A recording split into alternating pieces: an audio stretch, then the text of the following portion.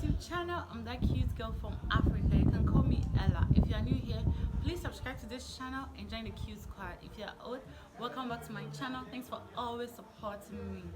So as you can see by the title, I'm telling you guys about my pregnancy journey. Two thick lines. I was like, God, I started crying. I was ready to run away. I felt horrible sometimes. That sometimes that it hits me that you shouldn't have done this. You are pregnant. See you. But then again, I came out of it because it's here to stay. If I've accepted to be pregnant, and then I'm not aborting, I'm having this child, then whatever feelings that came with it, I have to go with it. I have to be strong for myself and for my baby. And when I got to know that my emotions affect the baby, Charlie, I didn't even want to be sad forward. Because if this is the situation I find myself in, and then it's something that I've decided to go along with, and then to follow through, then when the sadness comes, I should be able to pull myself out of it. So after the first depression, even that depression, you guys, I was prayed for. So after that first depression, I was never depressed again. Even though the days that I was sad, but not depressed. So in between the flatters and the cake busting experience, I still went to work. Because if I've decided not to run away anymore, if I've decided to face this and be in this situation and accept that this is what I have, and this is what I'm going to live through and do whatever I want to do, then I had to finish the national service and get my certificate as well. Because I've started it, so why should I stop? So I went to work throughout my pregnancy. I don't know why the baby will be in my stomach, but I'll be having severe headache. If it makes sense to you guys, you just tell me, because it doesn't make sense to me at all. It doesn't. Why the baby will be in my stomach? I'm having headache and my body is aching, like I'm feeling horrible at night. I cannot sleep. It was just insane. And there were days that my homework would be through the roof. So let me tell you guys this story. There was a particular day that I went to Medina after work to get some stuff for myself. I think fruit or something. So you see, when you get to Medina and you're passing by, those people that sell clothes will be dragging you, come and buy, come and buy. So this man saw me far away. We made eye contact, and then I just wanted to pass by, because I just want to go and get my fruit and go home. I'm tired, I'm exhausted. But this man came, and then he started pulling me to buy his clothes. I said I wouldn't buy. The man was being aggressive, so I stood there. And I was like, I wouldn't buy. Why? What's wrong with you? I became angry. The man was like, if I joke, he'll slap me. And guys, I don't know what came over me. I stood there in front of the man and I was like, slap me. If you don't slap me, I will not go. So slap me. The man became shocked. Everybody there became shocked. Me myself, I became shocked. But I don't know why I couldn't move. I was still standing there for the man to slap me. I was saying that if the man doesn't slap me, I wouldn't go. Charlie. And then the women, so the man started going backwards, and then the women were like, "Oh, mommy, it's okay, don't mind him, don't mind him." And then I had the strength to go. I'm very sure it wasn't me. That couldn't be me, because I didn't stand there for anybody to slap me. I didn't even say that. So I'm sure it's something I can attribute to my hormones. So with sleepless nights, unnecessary cravings, body pains, being out of breath, always feeling sick and tired, and smiling through it all, I was able to get to my 40 weeks. But then 40 weeks, the baby was still not ready to come out, so I was overdue. So they had to induce me artificially. But before I went into labor ward, I'd already been told about labor pains and how it's too painful when you're giving birth. But I was like, these people are just trying to put fear in me. Because why would you say stories like that to me? You're supposed to be encouraging me. But I'm sure this is something I should have really listened to, because it's not easy. I was given the drug that's supposed to help induce labor. So when they gave me the first quarter of the drug, I was not feeling anything. So I was thinking they should give me all the four, so that so that labor will start on time. But they gave me the first one. Then they came to give me the second one in like 5 hours. Then I started feeling pains.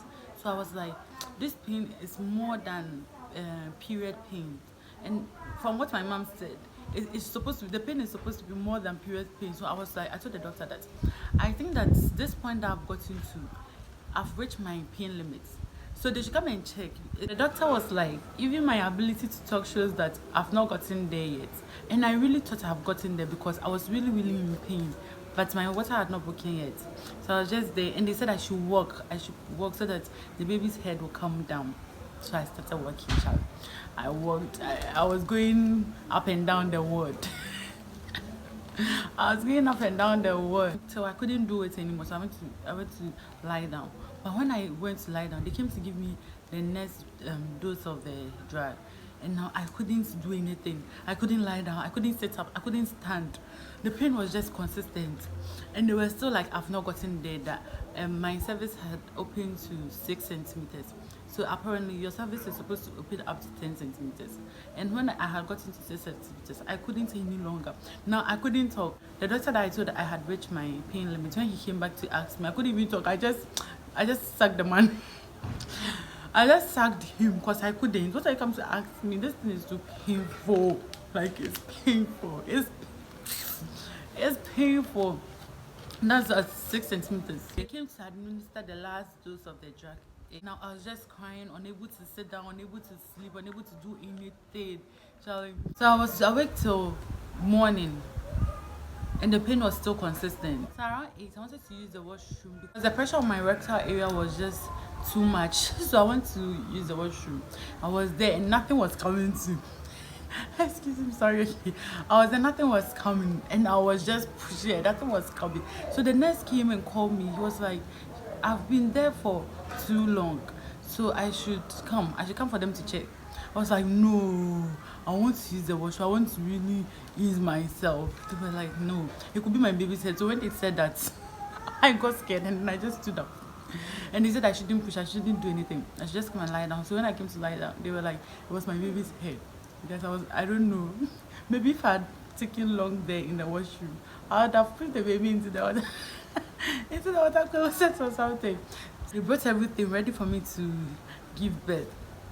So the nurses were like, at this point, I should just listen to them. I should push with all my strength. If I don't push, my people wouldn't be able to breathe. Charlie, when they said that, I had not eaten in the morning, I had not even eaten in the evening too. But I don't know where the strength came from.